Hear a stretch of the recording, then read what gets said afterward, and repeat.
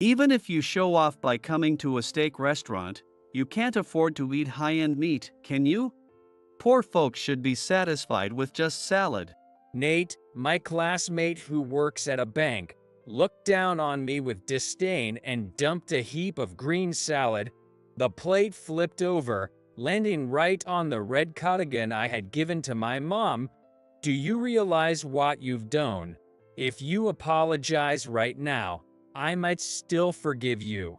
Why should I, an elite at Outrigger Bank, apologize to a loser like you, Sean? I was just sharing some pickles with you, right? Nate didn't even try to hide his sneer. I see. I understand your perspective. Mom, let's move the $300 million to another bank. What? Nate stood there with a dumbfounded expression, unable to grasp the situation. He thought I was lying until the very next day when everything changed. My name is Sean Kirkland. I'm a 36-year-old former bank employee. When I was in high school, my father passed away, and since then, it's been just me and my mom. I managed to graduate college using scholarships, but I quit my job shortly after becoming a working adult. After that, I worked elsewhere and finally settled down. Today, to show appreciation to my mom for all her worries and to celebrate her 60th birthday, we came to her favorite steak restaurant. When I gave her a red cardigan as a birthday present, she was so happy that she wore it right away. After that, we started grilling the restaurant's recommended beef ribs, but my mom was happily munching on sliced cucumbers in salad. I told her that since she was the star of the day, I wanted her to eat more of her favorite meat. Thank you, but I really love this salad they serve at steak places. Don't worry, I'll eat the meat too, she said, smiling as she continued to enjoy both the steak and the salad. Thinking it was fine if she was happy, we continued to enjoy our meal when suddenly the door to our private room burst open. Oh. It's really you, Sean. I haven't seen you since you ran away from work. Looks like you're doing well, said Nate, my former classmate and coworker. Nate and I were classmates in high school, always competing for the top grades. I usually ranked higher, and he hated me for it, making this unexpected reunion quite awkward. Since high school, Nate always treated me like a rival. Just because you're good at studying, don't act all high and mighty. This time, you just got lucky. Nate was as smart as me, but he was always frustrated because I outperformed him.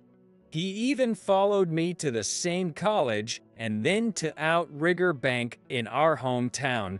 Our relationship changed 3 years after we started working. A personnel change altered the management policies, and we were pressured to sell products and services aggressively to customers. I questioned whether these products and services were really beneficial to our customers.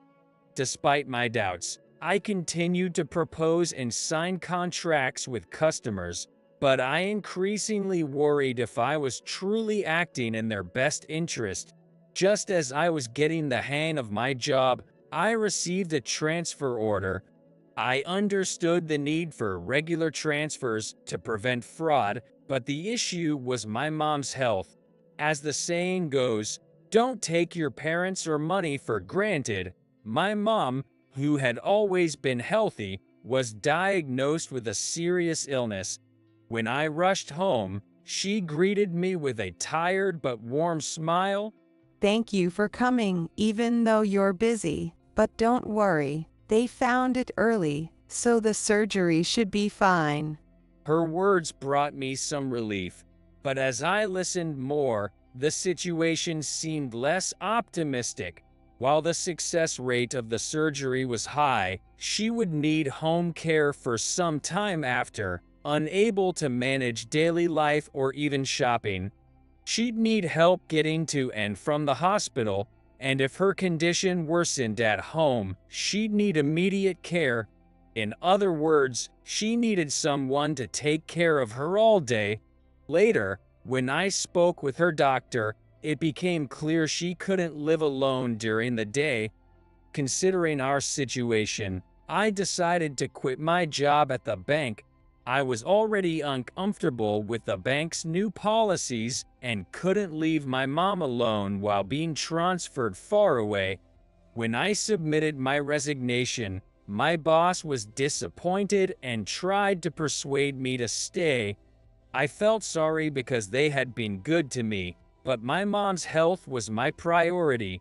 So, I left the bank where I had worked for 3 years. I have never regretted my decision, but for Nate, it seemed like his first victory over me. The day before my resignation, Nate came to my desk and sneered. Good timing for your mom to get sick, huh? His unexpected words shocked me. I was already tense with my mom's surgery approaching. I couldn't understand why he would say something so cruel. Nate watched me in disbelief and started laughing mockingly. Don't make excuses. You left because the bank's quotas were too tough. You couldn't sell the products, right? It's not like that. Is that all you have to say? Sorry, but I have work to finish, so move.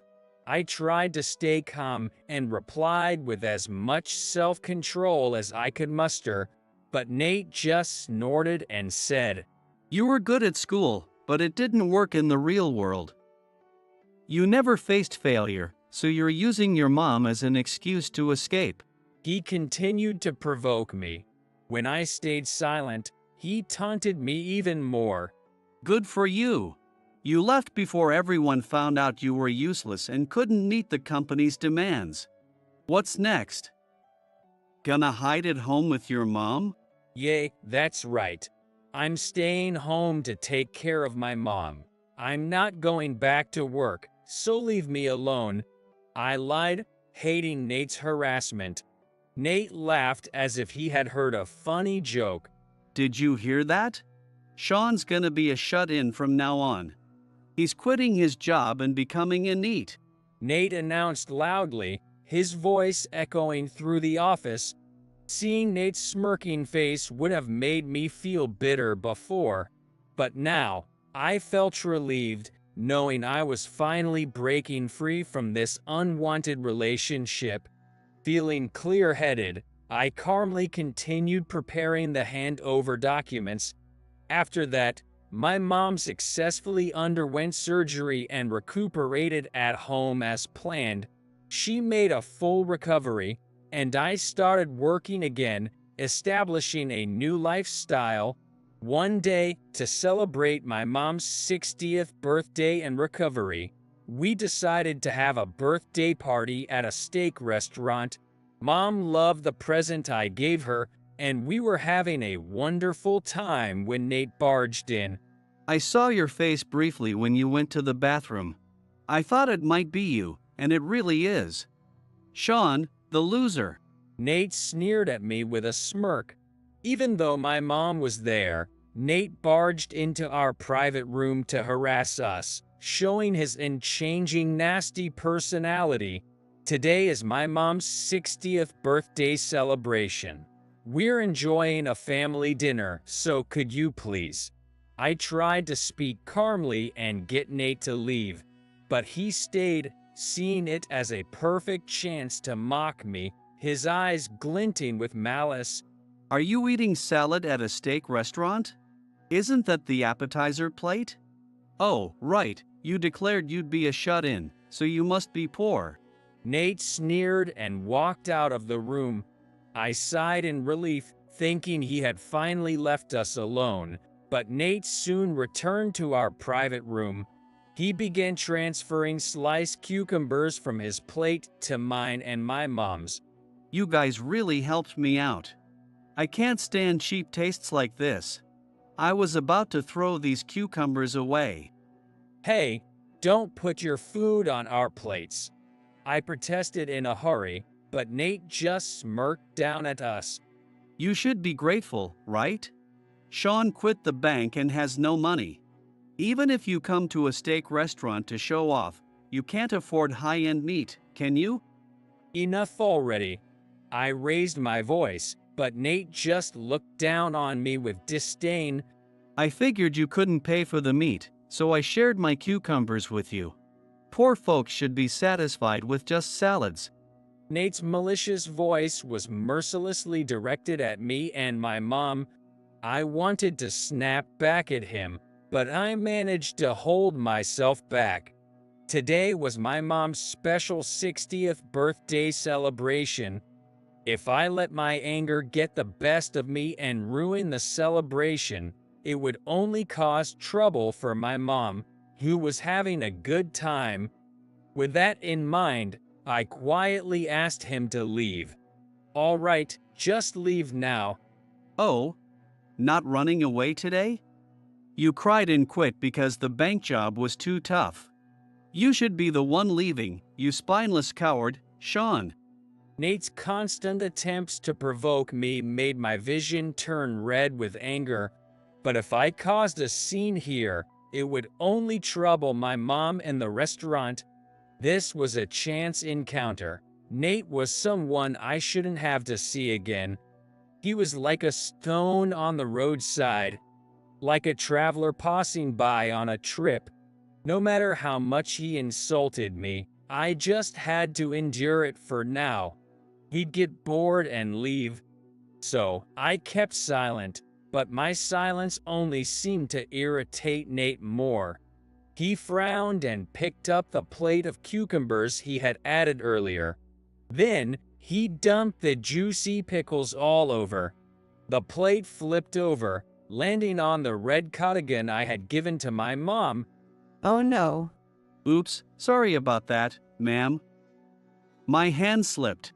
Nate apologized with a faint smile, but my mom's cardigan was already smeared with cucumber and salad dressing. I stood up quickly to get a towel from the waiter, but Nate grabbed a napkin from the table first. I'll clean it up right away. Oh, sorry, my hand just moved on its own. While saying that, Nate laughed loudly, pressing the cucumber with the napkin. The smell of crushed cucumber filled the private room, and my mom's new cardigan was stained. Oh, I just got this as a gift for my 60th birthday. Oh dear, looks like I made it worse instead. Seeing my mom sad, Nate laughed like he was watching a comedy show. Seeing this, I shook with anger. If it were just me, I could ignore any insult. But I couldn't forgive him for bothering my mom. Nate, do you still work at Outrigger Bank? You're still at the same branch, right? Yeah, that's right. Unlike when you quit, I'm right on the brink of a big promotion now. I'm the top performer among our peers, a real elite. Not like you who quit halfway. Nate's boastful voice echoed through the restaurant, attracting the attention of waiters and other customers peeking into our private room. I stared at Nate, who continued to laugh loudly, and gave him one last chance. Do you realize what you've done? If you apologize right now, I might still forgive you. Huh? Why should I, an elite at Outrigger Bank, apologize to a loser like you, Sean? I was just sharing some salads with you, wasn't I? Nate pointed at the pickle-stained cardigan and smirked, not even trying to hide his sneer. I see. I understand your perspective. Mom, let's move the $300 million to another bank. What? Nate stood there with a dumbfounded look on his face. My mom, meanwhile, looked puzzled and concerned at my sudden declaration. Why all of a sudden? You've always said you wanted to repay the favor to Outrigger Bank, only doing business with them. But it's because someone from there insulted you and me. I tried to keep my anger in check, but my frustration was evident to both my mom and Nate. Glaring at Nate's dense face, I continued, "Listen, Nate, we both have our social positions and we're not kids anymore. Yet, you humiliate us in public like this, so you must be prepared for the consequences." So what? Nate answered bluntly, refusing to apologize. I sighed and said firmly, "I'm done dealing with you. I've decided to move the $300 million I have at Outrigger Bank to another bank. By doing this, maybe you'll realize the gravity of your actions." What are you talking about? You have $300 million in deposits? That's not even funny. If you can close your account, go ahead. But I doubt a shut-in like you could manage that. Nate didn't seem to believe I had $300 million in the bank. Telling such a blatant lie is pathetic. You'll regret this. If you actually manage to withdraw $300 million from our bank, I'll applaud you. But a poor shut-in like you? Impossible. We'll see who regrets it. I'm telling the truth. Just wait until tomorrow. With that, I stood up and left Nate behind. As we paid the bill and left the restaurant, Nate continued to mock us. Do you really think I'll fall for such an empty threat? I can't wait to see what happens to you guys. Ignoring Nate's continued taunts, we left the steak restaurant and went home. Nate still thought I was lying, but everything changed the next day. According to a former colleague, the phones at Outrigger Bank rang non-stop from the start of the day. Some people even came to the bank to inquire directly, and the staff was overwhelmed with dealing with it all. Amidst the chaos, Nate was called in by the furious branch manager. What's with all the commotion today? Did something happen? What did you do? Usually calm, the manager was now shouting, his veins bulging with anger. Nate, caught off guard, lowered his head and listened. We're about to have a meltdown with calls about what you did at the steak restaurant yesterday. Ha! I did go to a steak restaurant yesterday, but... Sweating profusely, Nate wiped his forehead. The manager then thrust a phone displaying a video in front of Nate. Apparently, you caused trouble for other customers at the restaurant. This video was posted online, and it's causing a huge problem. A video was posted? Nate, shocked, grabbed the phone and focused intently on the small screen. The video showed the interaction between me and Nate from the previous day. Why is there a video of this? I had no idea. But that's clearly you in the video, Nate, calling someone poor and mocking them. What were you thinking? Nate spluttered in protest. I just ran into an old friend and was joking around. What's wrong with eating steak? Besides, why is this video spreading? Due to the commotion, a customer at the restaurant was shocked and recorded part of the incident. Then, they posted it on the internet as a scandal involving a bank employee, explained the manager. Nate turned pale and began to tremble. The video had already surpassed 1 million views, and it was too late to delete it to suppress the issue. My elite career is over. How can I resolve this problem? Elite career. This is far worse than that. The actions themselves are a huge issue, but you insulted none other than Mr. Keekland. At that moment, another bank employee came to call the manager and Nate. My mom and I had arrived at the bank to close my accounts, as I had declared the day before. Given the substantial amount of $300 million, I was told we couldn't handle it at the counter and were directed to a back room where the manager wanted to join us. The bank employee who escorted us was aware of yesterday's incident and decided to involve Nate in the conversation as well. When Nate hurried in with the manager and saw my mom and me, he began to sweat profusely. Hearing from the bank employee that I intended to withdraw $300 million and close my accounts, the manager bowed deeply. Please reconsider. At least, could you tell us the reason? If you want a reason, just ask Nate here. Yesterday, when I told him I would close my accounts, he gladly agreed. Nate recalled telling me to go ahead if I could and began to panic, his eyes darting around before stepping forward to speak to me. But before he could say a word, the manager's fury erupted. What have you done? Angering one of our most valuable clients is unforgivable. Sean, a valuable client? There must be some mistake. After all, he's the coward who quit the bank halfway. You're seriously mistaken, sir. He probably doesn't understand why manager is angry, Nate said, smirking as if he'd heard a joke. Sean is just a poor guy. There's no way he has $300 million in deposits. Trying to excuse himself further, Nate was cut off by the manager, whose face was red with anger. Mistake. He said he wants to withdraw $300 million. He's the CEO of a major IT company. Seeing the manager's intense anger, Nate finally realized I had been telling the truth. After quitting the bank, I had managed investments from home and accumulated funds, then invested in startups.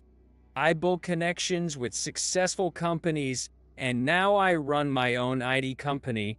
Hearing my background from the manager, Nate turned pale and stood there silently.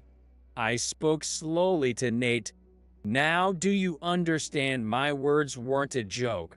I can't trust a bank that employs someone like you to manage my money.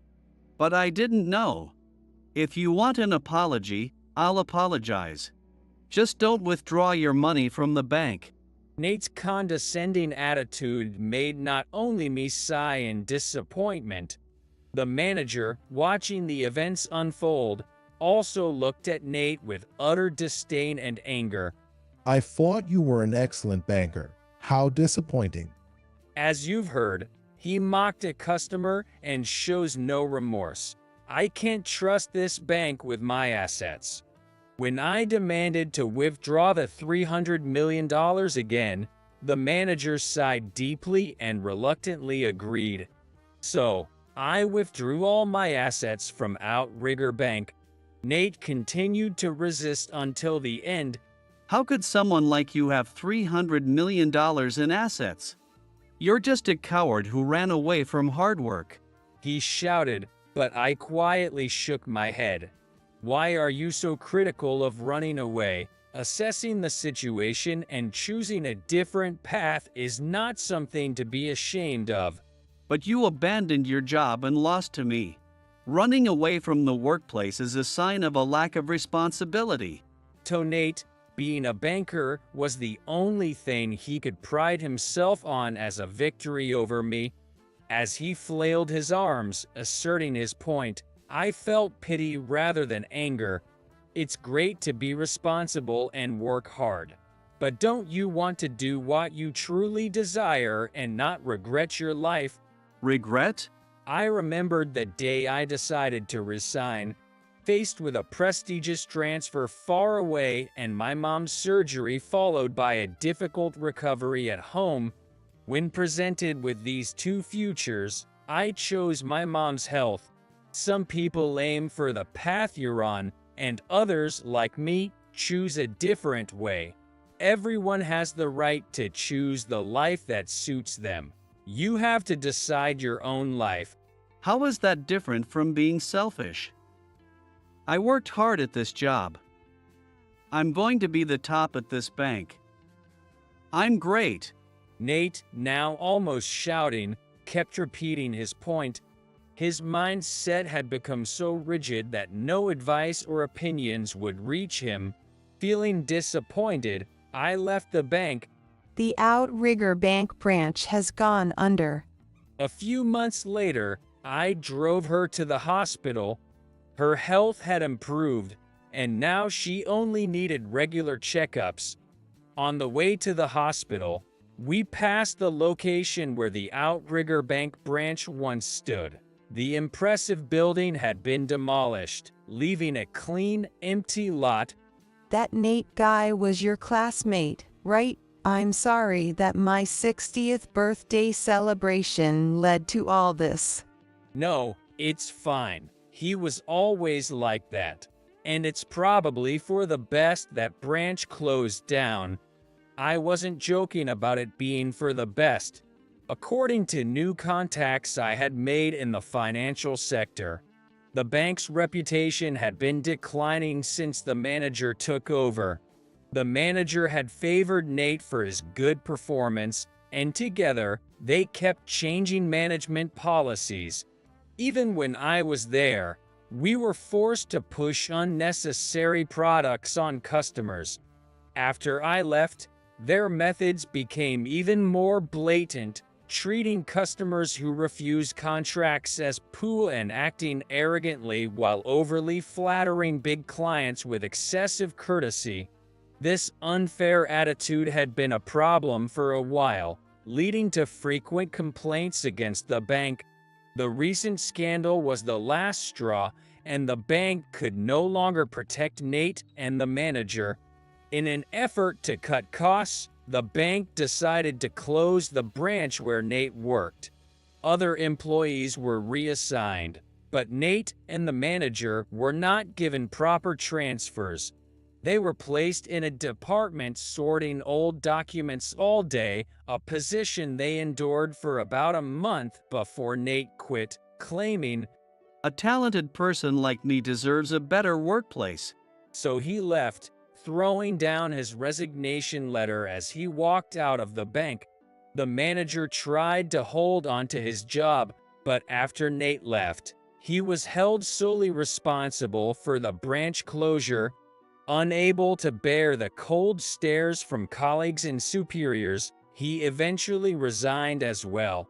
He struggled to find a new job, but his bad reputation in the industry made it impossible for him to get hired. Desperate to make a living, he eventually found work as a bank security guard. Once, he had pushed unnecessary products on customers for the sake of performance, but now he bows his head in apology to customers who complain. As for Nate, he was divorced by his wife and left alone with his children to pay alimony and divide their assets. He sold his house and now lives alone in a cheap apartment. Now, he's burdened with living expenses and child support, working part-time at the local supermarket. The manager and his superiors, whom he used to mock in high school, are now his bosses, and he can only follow their orders without complaint. Nate was assigned to the deli section, where he sells fried chicken, hot dogs, and salads every day. Yet, he still clings to his elitist attitude. "I can't be handling such poor-looking stuff like salads." He sulks and neglects inventory management. As a result, sales are poor, and he spends his days being scolded by his former classmates who are now his bosses. I can only hope Nate reflects on his attitude and changes his way of life someday. As for me and my mom, we celebrated her 60th birthday again. This experience made me reassess what truly matters in life. I felt happy knowing my decision to quit my job was the right one. Mom, happy 60th birthday again. If it weren't for you, I wouldn't have had the chance to close my account. Stay healthy and enjoy life. Thank you. You are my pride and joy. When I expressed my heartfelt gratitude, my mom smiled warmly and happily. I will continue to follow the path I believe in. With that in mind, I opened my laptop today, determined to complete my work with pride